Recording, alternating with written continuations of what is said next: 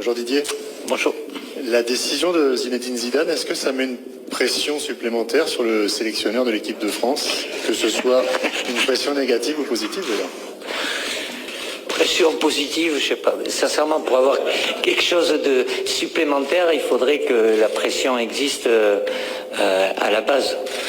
Vous savez comment je fonctionne? On m'a posé des questions avant la Coupe du Monde en 2014, avant l'Euro 2016. Moi aujourd'hui, je suis là en immersion avec mon groupe pour un objectif bien précis. Toute mon énergie est focalisée sur cet événement majeur qui nous attend. Il y aura un après Coupe du Monde, oui. C'est valable pour moi, c'est valable pour les joueurs. Mais comme je vous l'ai dit, vous me croyez ou vous me croyez pas, mais voilà, je me pose pas la question. Je reste concentré et focalisé sur ce qui m'attend avec ce groupe de joueurs. Pour l'AFP, Adrien de Calan. Ouais, encore un petit mot sur Zizou. Oui. Pourquoi vous rigolez? Quand on a tout gagné au Real, la seule chose peut-être à faire, est-ce qu'on peut encore reprendre un club ou est-ce que... Je sais pas, ça il faut lui demander. Ouais. Est-ce que vous, le moment venu, quand vous arrêterez, vous serez fier si c'est à lui que vous remettez les clés des bouts? J'ai pas compris la fin. Est-ce que le moment venu, quand vous arrêterez, est-ce que vous serez fier si c'est à lui que vous donnez les clés de l'équipe de France en tant que sélectionneur? Ah, j'ai pas les clés, hein, déjà. C'est pas moi qui tiens les clés, c'est mon président. Après, je sais pas ce qu'il a décidé. Je pense que pour le moment, il a envie de profiter du repos et de sa famille et de ses proches. Puis après, comme je l'ai déjà dit, certainement, il sera un moment sélectionneur. Quand je peux pas le dire, mais ça me semble logique. Ça arrivera quand ça arrivera. Dernière question, Damien Degore, l'équipe.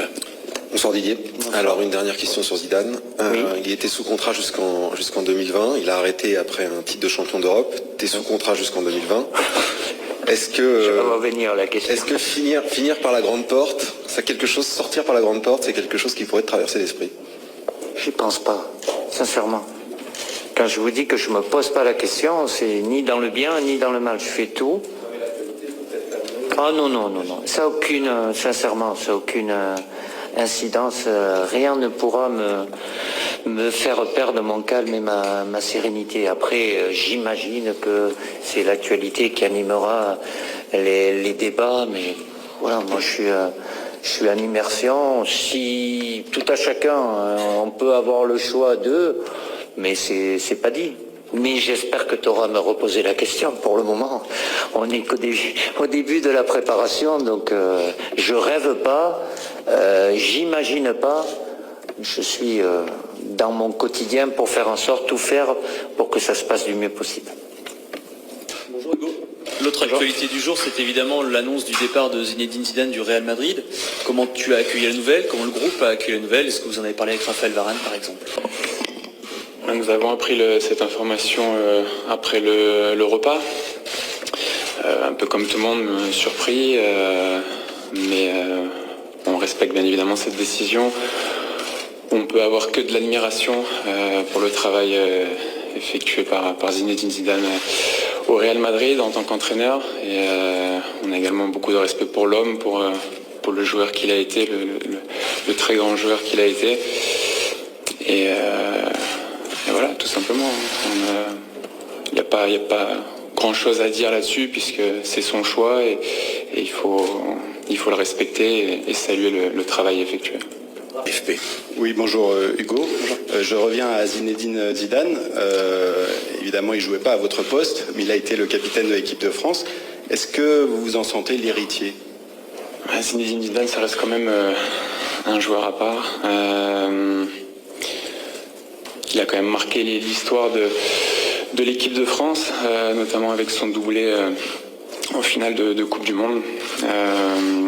Après, voilà, il y a des générations qui traversent le temps. On est tous de passage en équipe de France. On essaie de laisser une bonne trace en étant le plus performant possible, en donnant la meilleure image possible sur le terrain, en dehors du terrain. Mais il est quand même difficile de pouvoir se comparer à une personnalité comme Zizou. Et comme j'ai dit auparavant, encore plus lorsque on l'a vu jouer et on l'a adulé, on l'a admiré et on l'admire encore toujours en tant qu'entraîneur et en tant qu'homme également.